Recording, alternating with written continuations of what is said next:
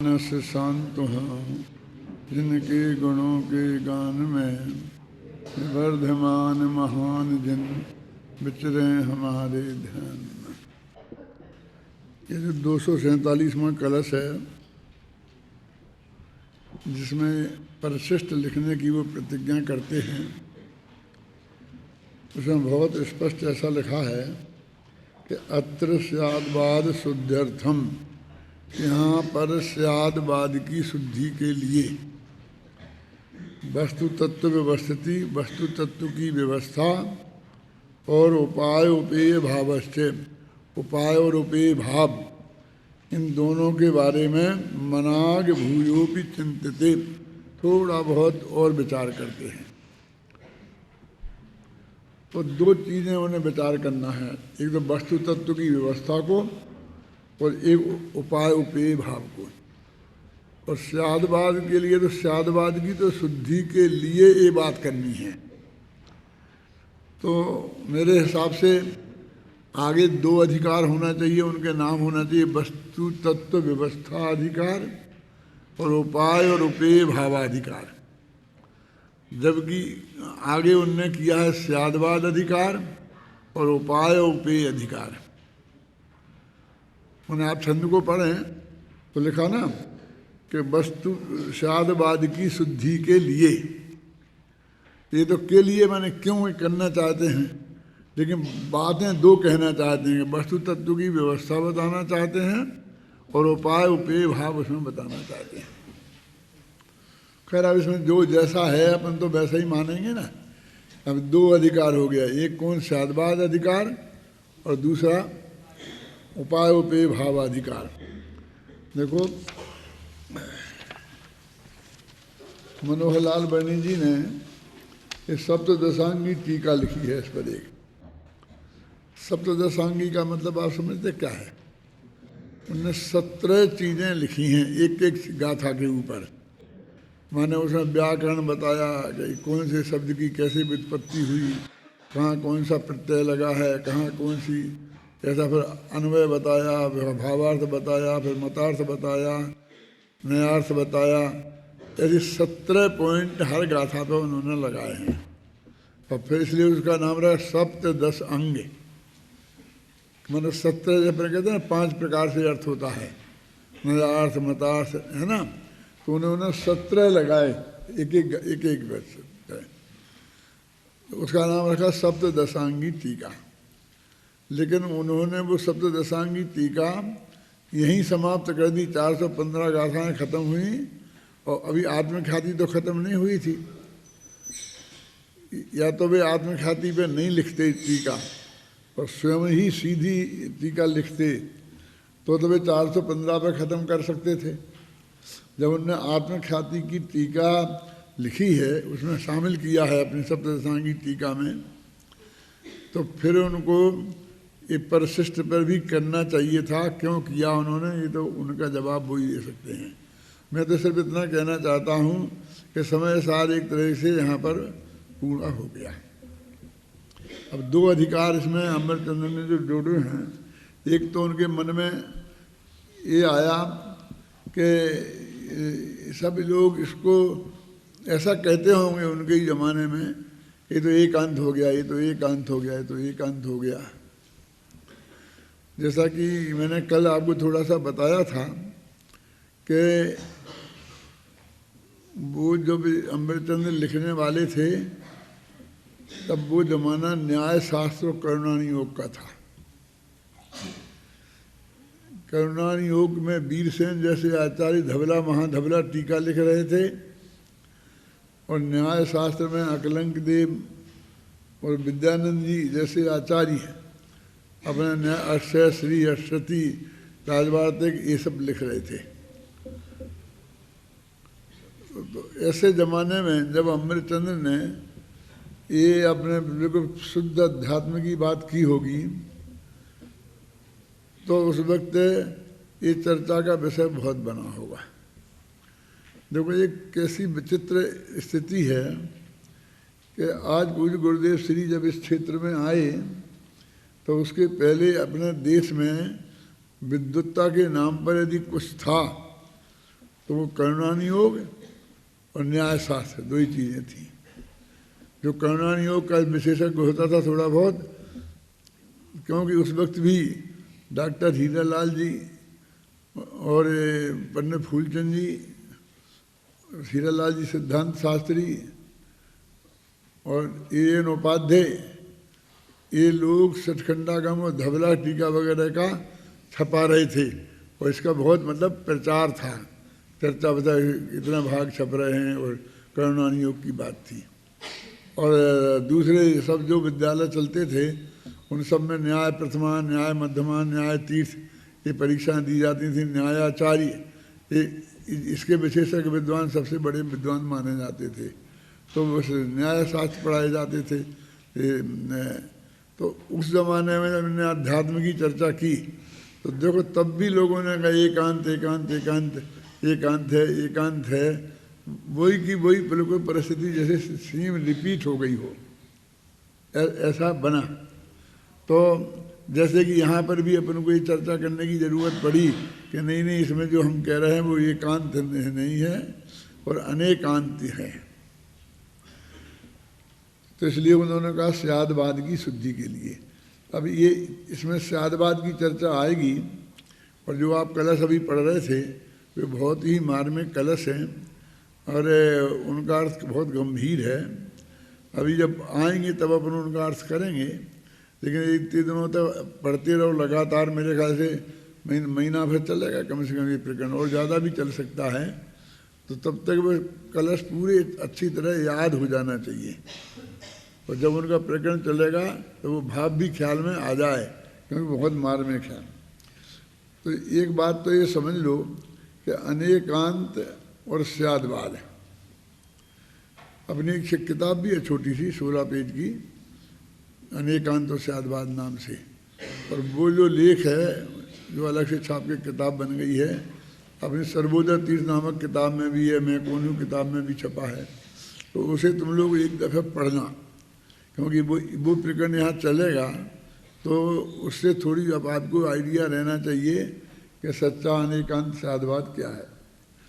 तो एक तो ये समझ लो कि अनेकांत ये वस्तु का स्वरूप है और स्यादवाद उस वस्तु के स्वरूप को वाणी में प्रकट करने की एक विधि है। स्यादवाद एक कथन की स्टाइल है और अनेकांत वस्तु का स्वरूप है। बहुत से लोग अनेकांत और स्यादवाद को पर्यायवाची समझते हैं और अनेकांत के साथ बाद लगा दो तो पर्यायवाची हो भी जाता है। अनेकांतवाद और स्यादवाद ये दोनों शब्द पर्यायवाची हैं, लेकिन अनेकांत में से बाद निकाल दो तो फिर पर्यायवाची नहीं रहते हैं, है ना। बाद माने होता है कथन। तो अब ये अनेकांत का कथन करना उस अनेकांतवाद हुआ ना। अब स्यादवाद उसे क्यों कहते हैं?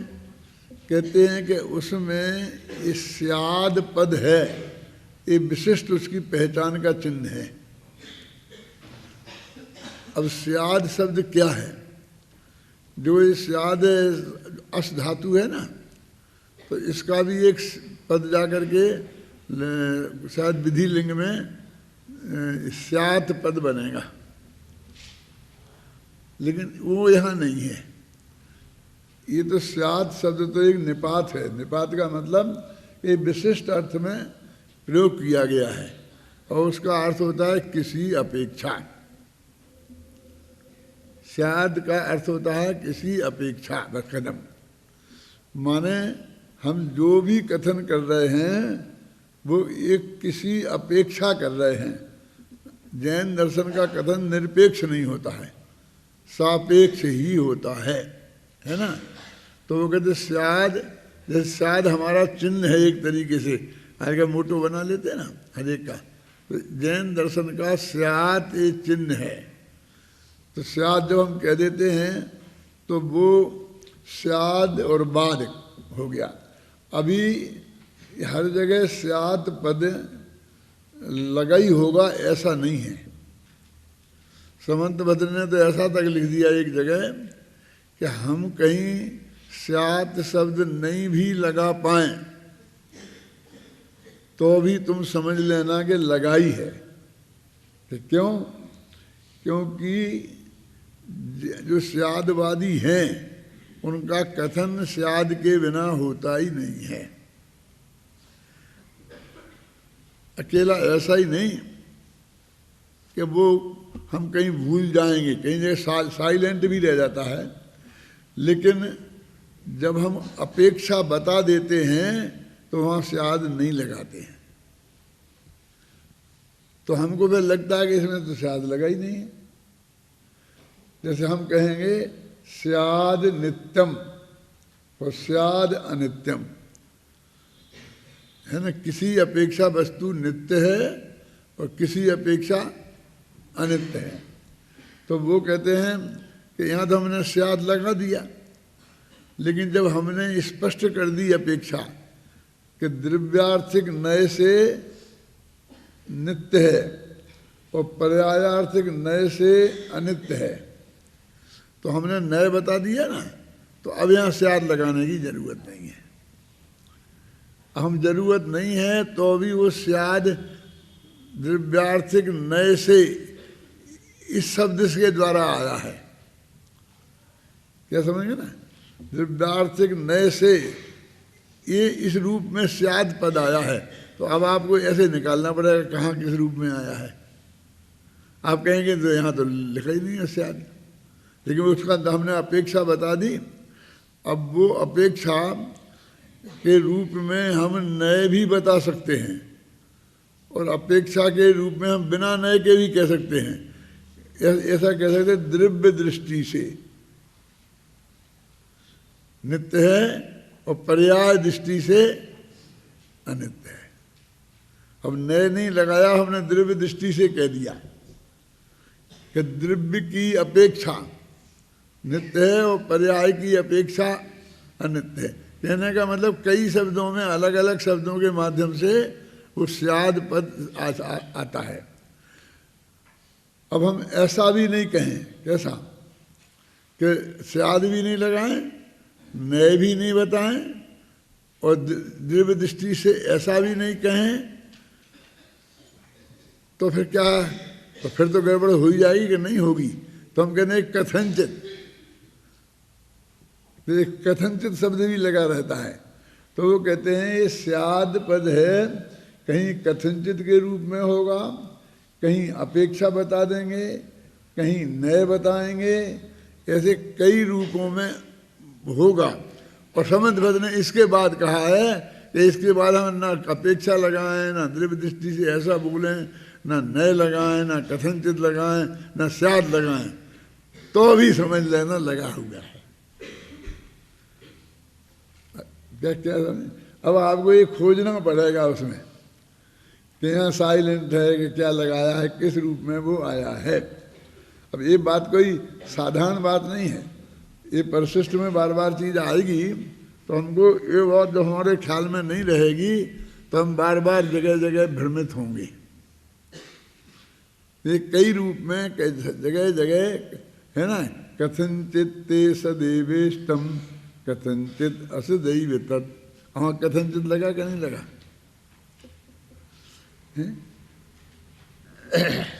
अब नए भी बहुत हैं, कहीं लिख देंगे दिव्यार्थिक नए से, पर्यार्थिक नए से, कहीं लिख देंगे निश्चय से और व्यवहार नए से, ये नए लगाएंगे, कहीं 7 नई गंवादी नए लगा देंगे, कहीं वो 47 नए हैं वे लगा देंगे। तो इस तरीके से कई तरीके से प्रयुक्त होते हैं।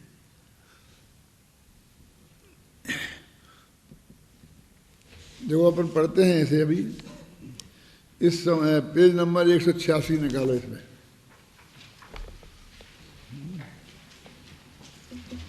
इस समय सार नामक परमागम में आत्म वस्तु का स्वरूप अत्यंत स्पष्ट हो जाने पर भी अब यहाँ स्यादवाद की शुद्धि के लिए वस्तु तत्व की व्यवस्था और उपाय उपेय के संबंध में थोड़ा बहुत चिंतन फिर से करते हैं।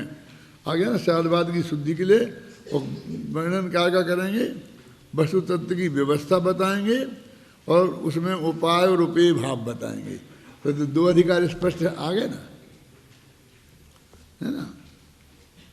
इस कलश में आचार्य अमरचंद्र देव अत्यंत स्पष्ट शब्दों में कह रहे हैं कि यद्यपि समय सार की 415 गाथाओं में आत्म वस्तु का स्वरूप अत्यंत स्पष्ट रूप से कहा जा चुका है और उसकी टीका करते हुए मैंने भी अपनी संपूर्ण शक्ति लगाकर वह सब कुछ लिख दिया है जो इस संदर्भ में लिखा जा सकता था।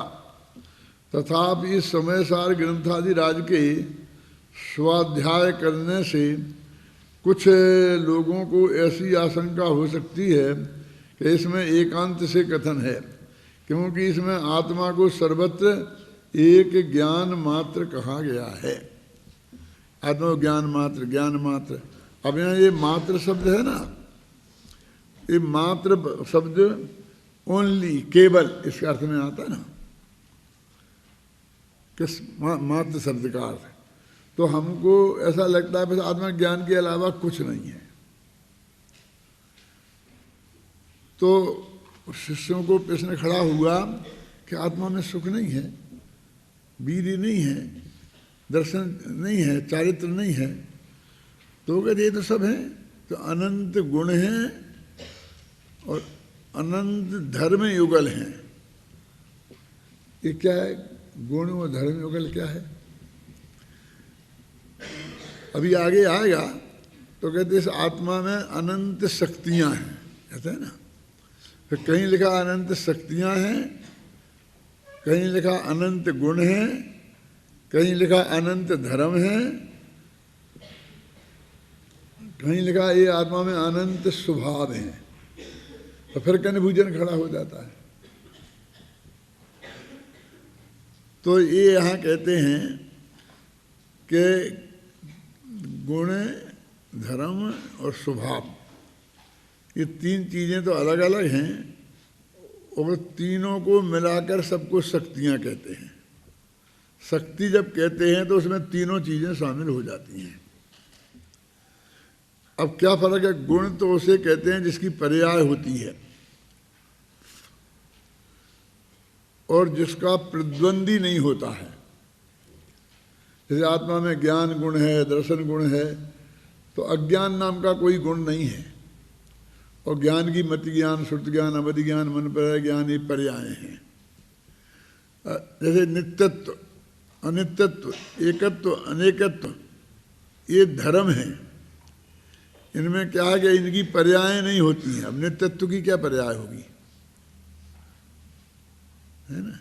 और इनके प्रतिद्वंदी होते हैं। यदि नित्य है आत्मा तो साथ में अनित्य भी है, एक है तो अनेक भी है ना। ऐसे जो परस्पर जो विरोधी होती हैं तो उनको बोलते हैं धर्म। तो गुण और धर्म में अंतर समझ में आ गया कि गुण की पर्याय होती हैं और कोई विरोधी नहीं होता है, और धर्मों की, धर्म जोड़े से होते हैं पर उनकी पर्याय नहीं होती हैं। और अब तीसरी बात कि स्वभाव, ये स्वभाव क्या है, कहते हैं ना वो गुण है ना वो धर्म है, और फिर है आत्मा में। जैसे कहते हैं आत्मा में त्यागोपादान शून्यत्व नाम की एक शक्ति है कि न वो किसी पर पदार्थ को ग्रहण करता है और न किसी पर पदार्थ का त्याग करता है। ऐसी एक विशेषता है, ऐसी एक क्वालिटी है। तो अब इसकी क्या तो पर्याय तो होगी ही नहीं कि वो ग्रहण नहीं करता और त्याग नहीं करता, इसकी पर्याय क्या होगी। और इसका कोई प्रतिद्वंदी भी नहीं है,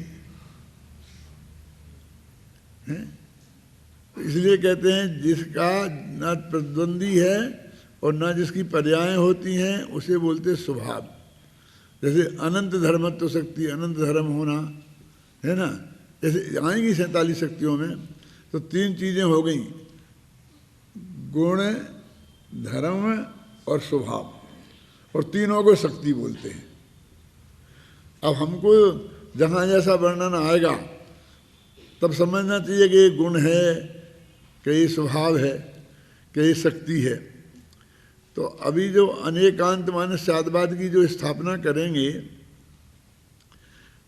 उसमें दो अपेक्षाएं मुख्य होंगी। एक तो कि आत्मा में अथवा प्रत्येक वस्तु में अनंत गुण हैं, इसलिए आत्मा अनंत गुणात्मक पदार्थ है। तो अनेकांत, तो अनेक अनेक का क्या अर्थ होता है कि एक नहीं, बस झगड़ा खत्म। अनेक का अर्थ क्या हुआ? एक नहीं, ना एक, अनेक। तो अनेक एक नहीं तो कितने बताओ ना, कि दो भी अनेक है ना, तीन भी अनेक हैं, चार भी अनेक हैं, पांच भी अनेक हैं, संख्यात भी अनेक हैं, असंख्यात भी अनेक हैं, अनंत भी अनेक हैं, अनंत अनंत भी अनेक हैं। तो देखो एक तो है एक और अनेक हैं अनंत। सबसे छोटा अनेक क्या है? दो। और सबसे बड़ा अनेक क्या है? अनंतानंत। और इनके बीच में जितनी भी संख्याएं हैं वे सब अनेक ही है ना। तो अनेक कितने, अनेक प्रकार का, अनंत प्रकार का हो गया। तो अनेक अंत माने अनेक हैं गुण जिसमें उसका नाम अनेकांत, माने वस्तु अनंत गुणात्मक है। एक अर्थ तो अनेकांत का ये हुआ। अब दूसरा अर्थ क्या है कि अनेक गुण तो हैं ही, लेकिन अनेक धर्म युगल भी हैं। ये धर्म युगल क्या होता है? युगल माने जोड़ा। तो धर्मों के जोड़ा हैं, जोड़े माने नित्य अनित्य, एक जोड़ा हो गया। एक अनेक, समझे ना, भाव अभाव, तो ऐसे ये भी अनंत हैं। तो एक तो कहते अनेक अंत, मान अनंत अनेक धर्म युगल हैं, इसका नाम भी अनेकांत हो गया। माने अनंत गुण हैं, इसका नाम भी अनेक हो गया। और अनंत धर्म युगल हैं, इसका नाम भी अनेकांत हो गया। तो ये वस्तु का स्वरूप है, ये अनेकांत है। जब हम अनेकांत कहते हैं तो अनंत गुणात्मक, अनंत धर्म युगलात्मक और अनंत स्वभावात्मक जो एक वस्तु है, उस वस्तु को बोलते हैं अनेकांत। क्योंकि समय सार में भगवान आत्मा की चर्चा मुख्य है, इसलिए वो कहते हैं कि आत्मा अनेकांतात्मक है। माने अनंत गुण स्वरूप है, अनंत धर्म गुणों का पिंड है, अनंत स्वभाव वाला है, अनंत शक्तियों का संग्रहालय है। बोलते हैं ना, भगवान आत्मा गुणों का गोडाउन है, शक्तियों का संग्रहालय है, ज्ञान का घन पिंड है, आनंद का रसकंद है। ये सब बात है। अब एक पुद्गल भी ऐसा ही है, धर्म भी ऐसे ही है, लेकिन उनकी डिटेल में हमें जाने से क्या फायदा। हमें तो आत्मा की बात करनी है ना। तो वे आत्मा नाम की जो वस्तु है उसका नाम है अनेकांत। अब आत्मा नाम की वस्तु को वाणी में हमें समझाना है, तो उसे हम वाणी में बोलेंगे तो स्याद पद के लगा करके ही बोल सकते हैं, क्योंकि एक बात कहेंगे तो अनंत बातों की उपेक्षा हो रही है। हम कहेंगे आत्मा ज्ञानानंद स्वभावी है, तो ज्ञान और आनंद के स्वभाव वाला है, बस ऐसे बोले बस, उसमें और गुण नहीं है, वीर गुण नहीं है, तो तुमने इतना ही क्यों कहा ज्ञानानंद स्वभावी है, ज्ञान स्वभावी है क्यों कहा? तो वे आत्मा को ज्ञान मात्र कह रहे।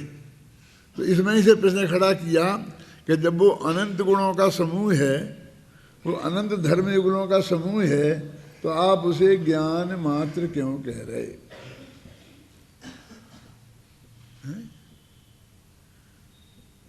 तो ये समस्या हरेक की जब तक इस बारीकी में नहीं उतरेगा तो सामने खड़ी है। तो मैंने एक पहले बहुत दोहा लिखा था जब मैं 20-21 वर्ष का रहा हुआ, तो मुझे याद है कि भोपाल में मेरा ऑपरेशन होना था अपेंडिक्स का, तो मुझे झरने के मंदिर में जाकर के मैंने करीब 25-30 दोहे लिखे थे। तो उसमें एक दोहा वो भी था। अब वो तो कागज़ मैंने लिख करके किसी को दे दिया होगा, फिर मेरा तो ऑपरेशन हो गया, वो कागज़ फिर आज तक मिला नहीं। उसमें 2-4-5 दोहे ऐसे याद हैं कि ज्ञान मात्र इस वस्तु में हैं अनंत गुण व्याप्त, गायक भी कहते उसे प्रगट पुकारा आप। जब हम ज्ञान मात्र शब्द कहते हैं तो उसमें अनंत गुण व्याप्त हैं। ज्ञान मात्र इस वस्तु में हैं अनंत गुण व्याप्त, और गायक भी कहते उसे, उस वस्तु को हम गायक भी कहते हैं। ऐसा भगवान ने की वाणी में आया है। तो अब ये कहते हैं तुमने यहाँ ज्ञान मात्र शब्द बोला है, तो मात्र तो निषेधवाचक है कि बस इतना ही है, बस इससे ज़्यादा नहीं है।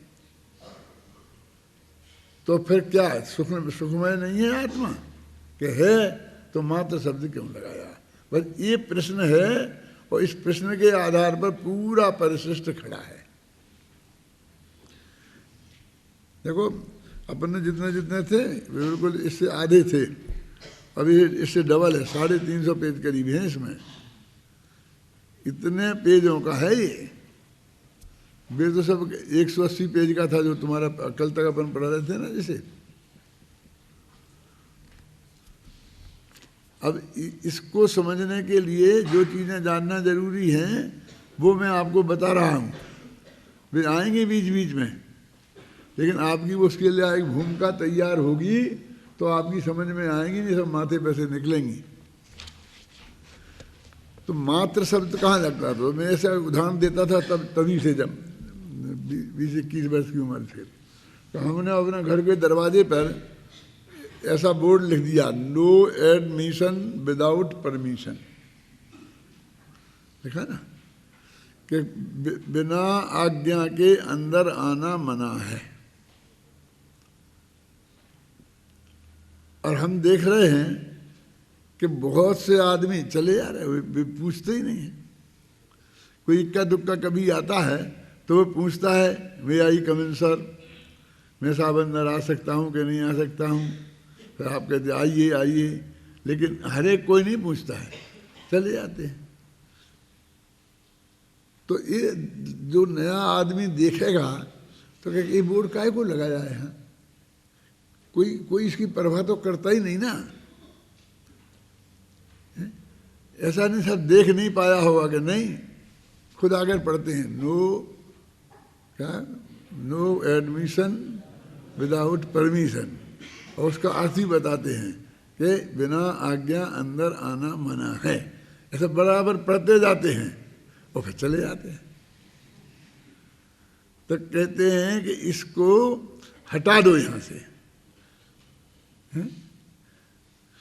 जब तुम आत्मा को ज्ञान मात्र कहते हो और फिर सुख है हाँ वो भी है, वीर की वो भी है, तो इनको भी हाँ कहते जाते हो, फिर ज्ञान मात्र भी कहते जाते हो। तो वो कहते ज्ञान मात्र नाम का ये जो बोर्ड तुमने लगाया है आत्मा पे, एक ज्ञान मात्र शब्द हटा दो इसमें से। प्रोचनसार में एक गाथा है, आत्मज्ञान भी है अन्य भी। तुम्हें रोजाना सुबह पाठ करते हो ना, उसमें बोलते हो आत्मा ज्ञान है, ज्ञान नहीं, आत्मा अन्न है पर अन्न पदार्थ आत्मा नहीं है ऐसा, और वो आत्मा ज्ञान भी है और अन्न भी है ऐसी एक गाथा है। वो याद तो बोलो, हिंदी बोलो, प्राकृत बोलो, है ज्ञान भी है अन्न भी है। 21वीं-22वीं गाथा होगी कोई? शुरू की गाथाओं का पाठ करते हो? ऐसे ही पढ़ लेते हो कुछ? चलो जाने दो, अभी मेहनत मत करो। तो आत्मा ज्ञान भी है और अन्न भी, तो ज्ञान भी है और अन्न भी है, तो मात्र क्यों लगाया फिर?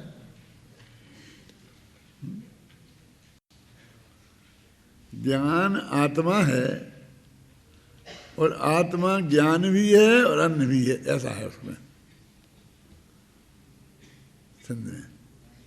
मैं तो रोजाना सुनता हूँ, तुम जब पाठ करते हो तब, और जितनी गलतियां करते हो वो भी सब सुनता हूँ। रोजीना रोजीना कहाँ तक बताऊँ? जो नहीं करते हैं गलती वो भी सुनता हूँ, जो लड़के आते हैं नए अभी गलत पढ़ते हैं वो भी मेरे आता है, खटकता है, लेकिन क्या कर सकता हूँ, कितनी बता सकता हूँ। जो कमेंट्री भी गलती होती है।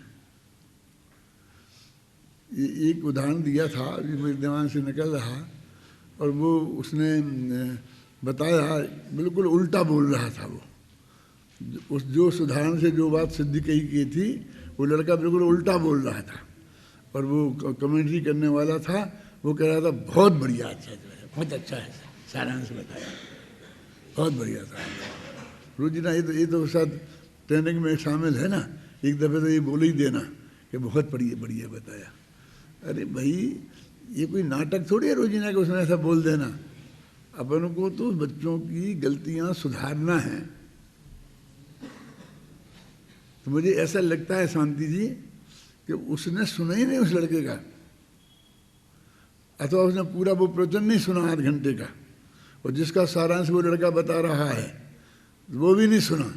वो तो दौड़ता दौड़ता आ गया है, और बस उसे कहने हैं कि हाँ हाँ बहुत अच्छा किया, आवाज़ अच्छी थी, बुलंद बोल रहा था, थोड़ी कमी है उसको सुधार लेना। अरे मैंने भी बरसों कमेंट्स किए हैं, शांति वगैरह करते थे ना, तब इनके कमेंट सब मैं ही करता था। रोजीना करके 10-5 दिन में 1 आध दिन कर देता हूँ कि तुम लोग सतर्क रहो, लेकिन नहीं होते हैं।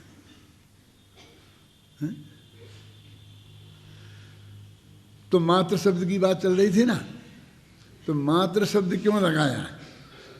तो अपन कह रहे थे देखो वो दरवाजे पे लिखा ना, नो एडमिशन विदाउट परमिशन, तो कहते कि नहीं, इसे नोटिस बोर्ड को हटाने की जरूरत नहीं है। क्यों? क्योंकि ये जिनके लिए लिखा है उनमें से कोई भी व्यक्ति बिना पूछे नहीं आता। फिर सुनो उत्तर, ये जिनके लिए लिखा है उनमें से कोई भी व्यक्ति बिना पूछे अंदर नहीं आता है। तो जो चले आते हैं जो इनके लिए वो नोटिस ही नहीं है। अब घर की पत्नी है तो वो भी आगे पूछते हुए आएगी, बच्चे हैं तो वे भी घर के पूछते हुए आएंगे, रिश्तेदार हैं तो वे भी पूछते हुए आएंगे। उनके लिए नहीं है नोटिस बोर्ड। लेकिन जो अजनबी आएगा, पहली दफे आएगा, दूर का व्यक्ति होगा, वो गारंटी से वहाँ छिटक जाएगा और बिना पूछे अंदर में कदम नहीं रखेगा, घंटी बजाएगा। फिर कोई व्यक्ति आएगा दरवाजे पर, तब वो उससे पूछेगा, अपना परिचय देगा, और जब वो हाँ कहेगा तब अंदर आएगा। इसलिए जिस आदमी के लिए वो लिखा है वो सही है। तो ऐसे जिसके निषेध के लिए हमने ज्ञान के साथ मात्र शब्द लगाया है, उनका निषेध है, सुख के लिए नहीं लगाया। तो फिर वो कहता है कि भाई ये तो तुम्हारी बात समझ में नहीं आई, एक लिस्ट लगा दो इन्हें कि ये किन किन के लिए है और किन किन के लिए नहीं है। क्यों? तो हम लिस्ट लगा देंगे तो वो आदमी आकर पूरी लिस्ट पढ़ेगा कि मेरा नाम इसमें है कि नहीं है, मुझे पूछने आने की जरूरत है कि नहीं है। क्यों? ऐसी तो लिस्ट आज तक कहीं किसी ने लगाई नहीं है, और हर एक के दरवाजे पे वो लगा हुआ है। नहीं भी लगा हो नोटिस बोर्ड और घंटी लगी हो, तो वो आदमी बिना वो नोटिस बोर्ड के भी बिना पूछे अंदर नहीं आता है। नहीं लिखा हो तो भी लिखा है, ज्ञान मात्र हमने नहीं कहा हो तो भी कहा है। तो मात्र में लिस्ट बनाए, अपन बनाओ लिस्ट अभी कि किन किन के लिए है और किन किन के लिए नहीं है। तो अनंत पर द्रव्यों के लिए है।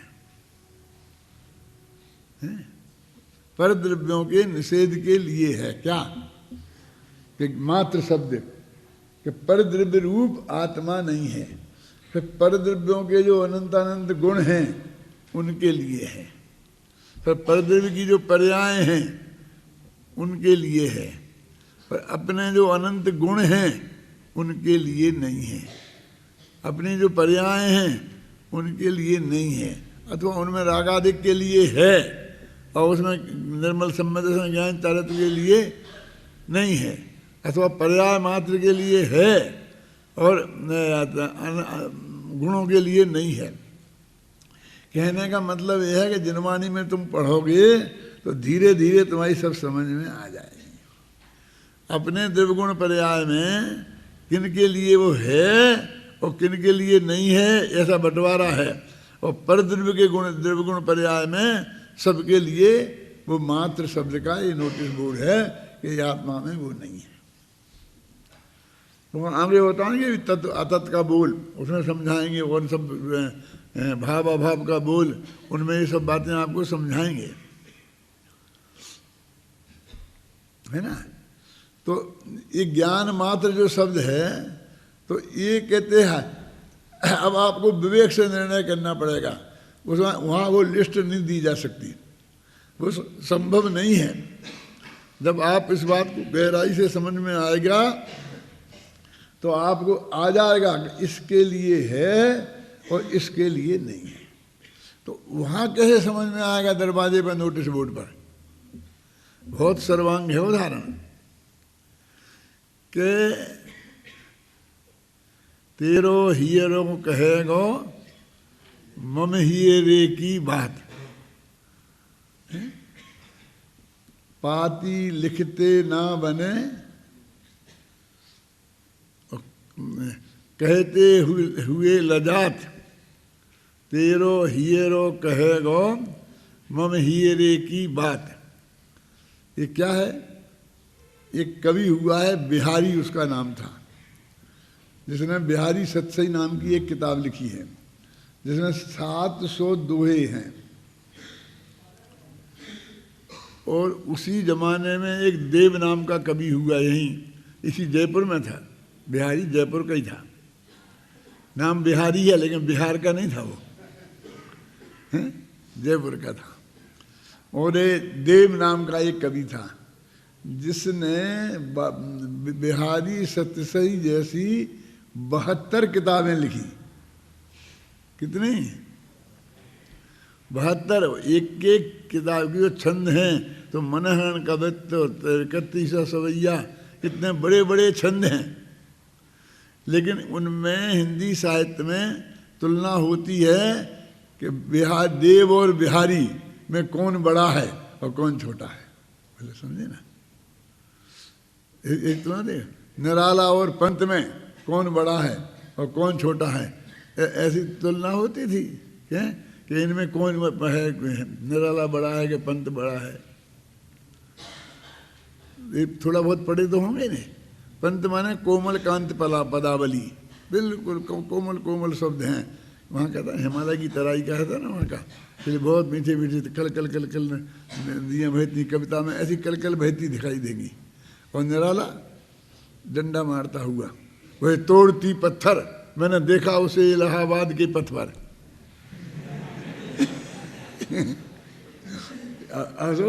एक एकदम कठोर भाषा में लिखने वाला और एक एकदम कोमल कांत पदावली वाला, और उनकी तुलना होती।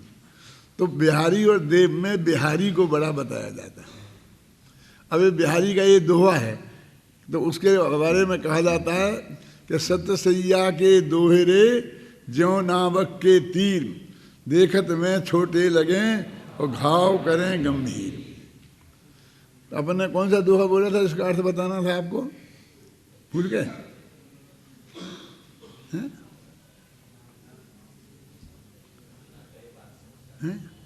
वो कहते हैं कि वो लिखता है कि एक जो प्रेमिका है अपने प्रेमी को लिखती है कि मैं तुमको, कोई आदमी आया और उनका कोई समाचार कहना है, मान लो वहाँ की गोपी है और श्री कृष्ण के बारे में कहना है, राधा है, और श्री कृष्ण से कुछ कहना है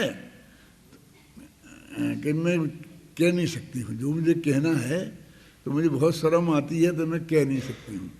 बात कहते हैं लजात, समझे ना, बात कहते हैं लज्जा आती है। तो चिट्ठी लिख के दे दो कि पाती लिखते ना बने, चिट्ठी भी लिखते नहीं बनती है, क्योंकि दूसरे के हाथ भेजूंगी, खोल के पढ़ लेगा। क्यों? वो तो आंखों से आंसू इतनी धारा बहती रहती है कि वो चिट्ठी गीली हो जाएगी। हैं? पाती लिखते ना बने और बात कहत है लजात, तो फिर कैसे समाचार पहुंचे? फिर तुम तो कह देना कि वे मिले थे बस, कि तेरो हियरो कहेगो मम हियरे की बात, तुम अपने हृदय से पूछ लेना, वो बता देगा सब कि मेरे हृदय में क्या है। कहने का मतलब ये है कि जैसी आग मेरे हृदय में लग रही है उससे कम तेरे हृदय में नहीं लग रही होगी, हैं? तो तेरा हृदय ही बता देगा मेरे हृदय की बात को, कुछ कहने की जरूरत नहीं है, है ना। तेरो हियरो कहेगो मम हियरे की बात, तो ऐसा एक एक दोहा है जिस पे वहाँ जयपुर का राजा असरफियाँ लुटाया करते थे, है ना। ऐसा ये शादबाद अनेकांत है कि वो हमको लिखने की जरूरत नहीं है, वस्तु के स्वरूप पर लिखा है। वो पत्नी बच्चे जो बिना पूछे चले आते हैं ना, उन्हें मालूम है कि ये हमारे लिए नहीं लिखा, और वो जो नया आदमी आएगा दरवाजे पर वो समझता है कि मेरे लिए लिखा है, इसलिए वो अपना काम करेगा। लिखे रहने दो तुम वहाँ। हमने ज्ञान मात्र कहा, पूरा समय सार के इतने पेज निकल गए, लेकिन कुछ लोगों को शक होता है कि हम तो देख रहे हैं कि यहाँ नोटिस बोर्ड लगा है और लोग धड़ाधड़ जा रहे हैं, तो वो कहते हैं कि नहीं, जिनको नहीं आना चाहिए, जिनको रोकना है वे रुक जाएंगे। तो ज्ञान मात्र इस शब्द में हैं अनंत गुण व्याप्त, अनंत गुण तो व्याप्त हैं इसमें, वे तो शामिल हैं, उनके निषेध के लिए मात्र शब्द नहीं है। तो काय के निषेध के लिए है? परद्रव्यों के निषेध के लिए, परद्रव्य के गुणों के निषेध के लिए, परद्रव्य की परिणति के निषेध के लिए, रागादि भाव विकारी भावों के निषेध के लिए है। क्या ये पूरे परिशिष्ट का वो है जो ये आने वाला है ना वर्णन गहराई से, मैं उसका पूरा सार आपको बता रहा हूँ। आपको लग रहा होगा कि यहाँ की गप्पें सुना रहे हैं, कहीं इसकी, कहीं देव की, कहीं बिहारी की, इसकी हैं, वो भी जानना जरूरी है। तुम हिंदी साहित्य पढ़ते हो, साहित्य की भाषा आना चाहिए, तो थोड़ा सा उसकी स्टाइल भी आनी चाहिए ना, सब समझ में आना चाहिए कि नहीं। तो कहाँ पढ़ रहे थे अपन, कहाँ हैं?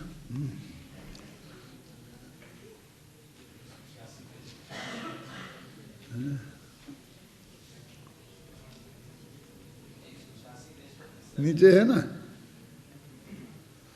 इस कलश में आचार्य अमृतचंद्र का प्रतिज्ञा वाक्य है, ज्ञान मात्र कहने में एकांत नहीं है, अनेकांत ही है। आचार्य देव कहते हैं कि उन लोगों की आशंका दूर करने के लिए मैं इस शादबाद अधिकार में थोड़ा बहुत और कुछ कहना चाहता हूँ। मैं यह सिद्ध करना चाहता हूँ कि ज्ञान मात्र शब्द में अनंत गुण व्याप्त हैं। मात्र शब्द उपयोग को परद्रव्यों के निषेध के लिए है। ज्ञान मात्र कहने से एकांत नहीं है, अनेकांत ही है। यह कलश आचार्य अमृतचंद्र का प्रतिज्ञा वाक्य है। कौन सा कलश? हाँ, शादवाद शुद्ध्यर्थम वस्तु तत्व व्यवस्थिते उपायोपेय भावस्य मनाग भूयो भी चिंतते। ये कलश वे प्रतिज्ञा कर रहे हैं कि मैं इस अधिकार में यह सिद्ध करना चाहता हूँ कि समय सार में जो कुछ भी कहा गया है वह अनेकांत स्वरूप ही है, शादवाद स्वरूप ही है, उसमें एकांत की गंध भी नहीं है। वे अपनी प्रतिज्ञा को आद्योपांत बखूबी निभाते भी हैं। अब यहाँ कांजी स्वामी देखो 6वीं क्लास तक पढ़े थे गुजराती में, फिर भी उन्होंने कितना बढ़िया इसके बारे में समझा है, उस बात को पकड़ा है और लिखा है। तो तो तुम इसे पढ़ना जरूर। तो इससे तुम्हें अंदाज़ा लगेगा कि वस्तु का स्वरूप क्या है, इस बात का भी, और उनकी पकड़ कितनी गहरी थी। हो सकती है, लेकिन मेहनत करनी पड़ती है और ईमानदारी से कि हमको वस्तु का स्वरूप समझना है। इसके लिए ऐसा ना, अब देखो जैसे अपने कहते धर्म की बात आती है ना, तो या तो हमारे लिए ये जैन धर्म, बौद्ध धर्म ये समझ में आता है, या पूजा पाठ करने वाला धर्म समझ में आता है, या पुण्य पाप समझ में आता है। क्यों? ये धर्म के बारे में हमें सभी बातें समझ में आती हैं, लेकिन वो ये जो नित्य है, अनित्य है, एक है, अनेक है, इन्हें धर्म कहते हैं, कोई समझता ही नहीं है। देखो यहाँ सम्यक दर्शन आदि रूप धर्म की बात नहीं है, यहाँ तो वस्तु को धारण करने वाले भाव को धर्म कहा है। इस रीति से यहाँ गुण और पर्यायों को धर्म कहा है। पुण्य पाप के भावों को भी जीव ने एक समय की पर्याय में धारण कर रखा है, इस कारण उन्हें भी धर्म कहते हैं। धारयति धर्मा आता है ना, उसमें आता है रंग सापचार में, यो धरती उत्तमे सुखी, जो उत्तम सुख में हमें धर दे उसे धर्म कहते हैं। यहाँ अस्ति नास्ति, एक अनेक, नित्य अनित्य आदि धर्मों के 14 बोलों द्वारा शादवाद की सिद्धि करेंगे। आगे ऐसे बढ़िया बढ़िया छंद आएंगे कि इसको ये डर लगता है कि मैंने किसी गे को जाना तो गे मुझ में घुस जाएगा, अथवा बाह्य पदार्थों को मैंने जाना तो बाह्य पदार्थ जैसे मेरे ज्ञान को पी जाएंगे। पढ़ रहे थे भी छंद, बोलो बाह्यार्थे परिपीत मुज्जित मना, बोलो पढ़ो एक छंद है। अभी तो पढ़ रहे थे कि नहीं पढ़ रहे थे? बाह्यार्थे परिपीत मुज्जित मना,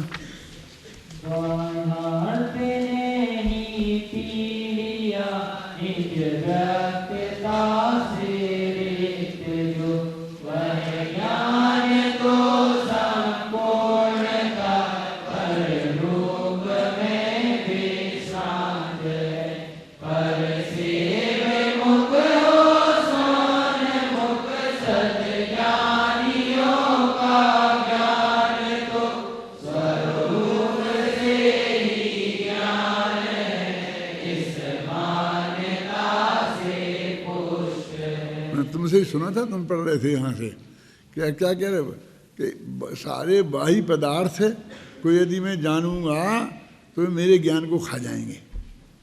अपन कहते ना कि भावा का ज्ञान तो परमाणु की भट्टी चढ़ गई, सारी जिंदगी उसने उसमें लगा दिया, उसने अपना ज्ञान गणित में लगा दिया, उसने भूगोल में लगा दिया, उसने एक सारी जिंदगी भर की बाह्यार्थे परिपीत मुज्जित मना, इसका छंद है संस्कृत का, कि बाह्य पदार्थ मेरे ज्ञान को पी जाएंगे। इस डर के मारे वो बाह्य को जानना ही नहीं चाहते, जबकि सुपर प्रकाशक आत्मा का स्वभाव है, तो सुपर प्रकाशक बनने का निषेध करते हैं। ऐसी मतलब ऐसी बारीक बारीक बातें आएंगी इनमें। मेरे कहने का मतलब ये है, वो जो तुमने ऊपर ऊपर के अनेकांत प्रसाद बात पढ़ा होगा वो बातें नहीं आएंगी, हैं? तो कहते भाई जानने दो, पर के जानने से ज्ञान को कोई तेरे ज्ञान को कोई खतरा नहीं है। बताएंगे, चलो समय पे आज तो हो गया समय, चलो।